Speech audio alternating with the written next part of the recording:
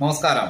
ഏറ്റവും വലിയ ദേശീയ പാർട്ടി എന്ന് പ്രഖ്യാപിക്കുന്ന BJP ദേശവിരുദ്ധ പ്രവർത്തനങ്ങളുടെ കേന്ദ്രമായിട്ട് അറിയപ്പെടുന്ന മലപ്പുറം ജില്ലയുടെ കേന്ദ്ര ബിന്ദുവായിട്ടുള്ള നിലമ്പൂർ.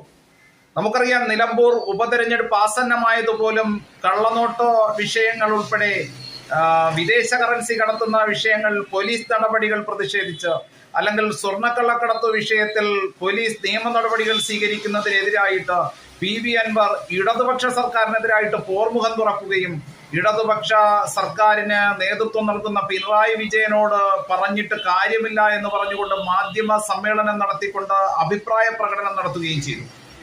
PV അൻവറിനെ മെരുക്കുവാൻ വേണ്ടിയിട്ട് പാർട്ടി സെക്രട്ടറി ഗോവിന്ദ മാഷിന്റെ നേതൃത്വത്തിൽ പിണറായി വിജയൻ കിണഞ്ഞു പരിശ്രമിച്ചെങ്കിലും PV അൻവർ വഴങ്ങാൻ തയ്യാറായില്ല. ഒടുവിൽ ഇടതുപക്ഷത്ത് നിന്ന് പുറത്താക്കപ്പെട്ട PV അൻവർ രാജിവെക്കുകയും അതേ തുടർന്നാണ് ഇപ്പോൾ നിലമ്പൂർ ഉപതെരഞ്ഞെടുപ്പ് ആസന്നമാവുകയും ചെയ്തത്. ആ ഉപതെരഞ്ഞെടുപ്പിൽ കുറച്ചു കാലയളവ് മാത്രമേ ഉള്ളൂ. ഈ തെരഞ്ഞെടുപ്പിന് പ്രസക്തിയില്ല എന്ന് പറഞ്ഞുകൊണ്ട് BJPയുടെ സംസ്ഥാന നേതൃത്വം അവിടെ സ്ഥാനാർത്ഥിയെ പ്രഖ്യാപിക്കാതെ മുന്നോട്ട് പോകുമ്പോൾ അക്ഷരാർത്ഥത്തിൽ ദേശീയതയ്ക്കൊപ്പം നിൽക്കുവാനുള്ള അവസരം അവിടുത്തെ വോട്ടർമാർക്ക് നിഷേധിക്കപ്പെടുന്നു എന്ന് പറഞ്ഞാൽ അത് യാഥാർത്ഥ്യമല്ല. ഈ ദേശീയ പാർട്ടി എന്നൊക്കെ കൊട്ടിഘോഷിക്കുമ്പോൾ ഏറ്റവും വലിയ രാജ്യത്തെ രാഷ്ട്രീയ പാർട്ടി എന്ന് അറിയപ്പെടുമ്പോൾ സ്വാഭാവികമായിട്ട് ഏതൊരു തെരഞ്ഞെടുപ്പിനെയും നേരിടുവാൻ സദാ സജ്ജമാണ് എന്ന് പ്രഖ്യാപിക്കുന്നതല്ലേ ഏറ്റവും ശ്രേഷ്ഠമായിട്ടുള്ള പ്രഖ്യാപനം.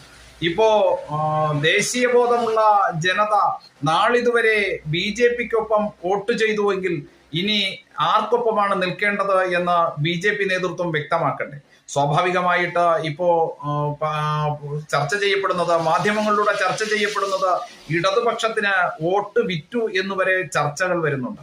യഥാർത്ഥത്തിൽ സ്ഥാനാർത്ഥിയെ നിശ്ചയിക്കുവാൻ ഇനിയും സമയമുണ്ടെന്നിരിക്കെ ഈ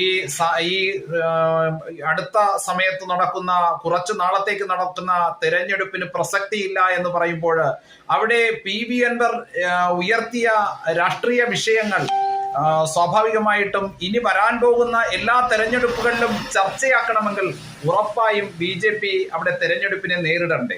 തോറ്റാലും ജയിച്ചാലും ഈ നാടിന്റെ സമ്പദ്ഘടനയെ തകർക്കുന്ന വിദേശ കറൻസിയുടെ വ്യവഹാരത്തെ സംബന്ധിച്ച്, അത് മാത്രമല്ല സ്വർണ്ണക്കള്ളക്കടത്ത്, വിമാനത്താവളങ്ങൾ വഴി വരുന്ന നിയന്ത്രണമില്ലാത്ത സ്വർണ്ണക്കള്ളക്കടത്ത്, ആ സ്വർണ്ണക്കള്ളക്കടത്തിന് പോലീസ് നടപടികൾക്കെതിരായിട്ട് തൊണ്ണി മുതൽ കോടതിയിൽ ഹാജരാക്കുന്നു എന്നുള്ള പ്രതിഷേധമൊക്കെ പരസ്യമായി പറഞ്ഞുകൊണ്ടായിരുന്നു PV അൻവർ തന്റെ ഇടതുപക്ഷ സർക്കാരിനെതിരായിട്ട് പോർമുഖം തുറന്നത്.